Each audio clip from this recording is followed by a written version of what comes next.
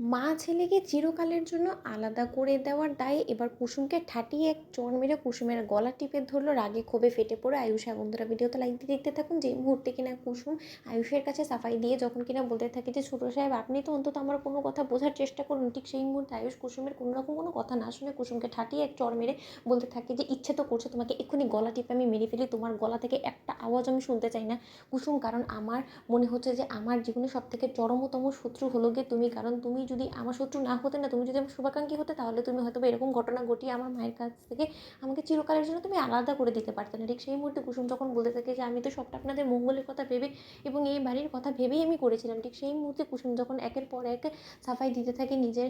কথা বলতে থাকে, এক পর্যায়ে কুসুমের উপরে ক্ষুব্ধ হয়ে বিরক্ত হয়ে কুসুমের গলা টিপে ধরে আয়ুষ এবং বলতে থাকে যে আর একটা বাজে কথা বলে না এক্ষুনি তোমাকে আমি গলা টিপে এখানেই শেষ করে দেবো। ঠিক সেই মুহূর্তে ঈশান বলতে থাকে যে ভাই রে তুই কী করলি বলতো, কুসুম আমাদের খুব ভালো বন্ধু এবং তার থেকে বড় কথা ও আমাদের শুভাকাঙ্ক্ষী, তুই ওকে শত্রু বলে কবে থেকে ভাবতে শুরু করে দিলি বলতো, জাস্ট বিকজ ওই দেবলিনে এই সকল বাজে কথা কুসুমকে নিয়ে বলেছে এমনিতেই তোর মনে হচ্ছে যে এই গোটা ঘটনাটা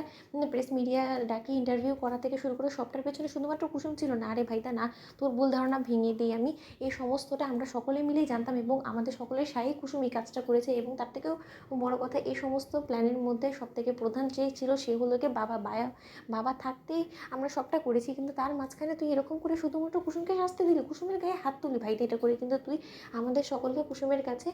লজ্জায় ফেলে দিলি। ঠিক সেই মুহূর্তে আয়ুষ বলতে থাকে যে এক্ষুনি আমার বাড়ি থেকে বেরিয়ে যাও কুসুম, তোমার মুখ দর্শন আমি করতে চাই না, তোমাকে আমি আর বরদাস্ত করতে পারছি না, এর পরবর্তী থেকে আর কোনোদিনও তুমি আমার মুখের সামনে এসে দাঁড়াবে না এবং কোনোদিনও তোমার এই চেহারা আমি দেখতে চাই না। ঠিক সেই মুহূর্তে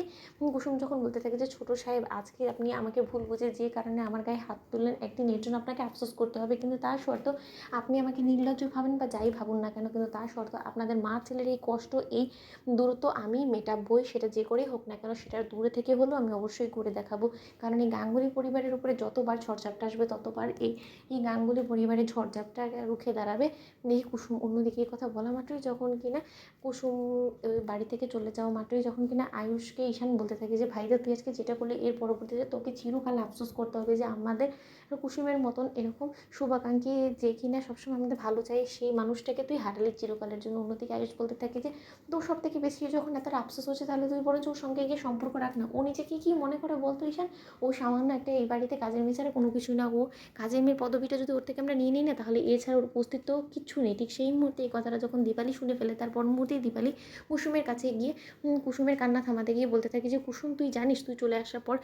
আজকে আয়ুষ বাবা কী বলেছে যে কাজের মেয়ে ছাড়া তোর নাকি ও বাড়িতে কোনো রকম কোনো পরিচয় নিস, সেই ব্যক্তি যেখানে কিনা এই বিয়েটাকে বিয়ে বলেই মনে করে না, তোকে স্ত্রী বলে মনে করে না, তাও তুই ওর কথা ভাবিস? তো বন্ধুরা, লাইক, শেয়ার করে সাবস্ক্রাইব করো।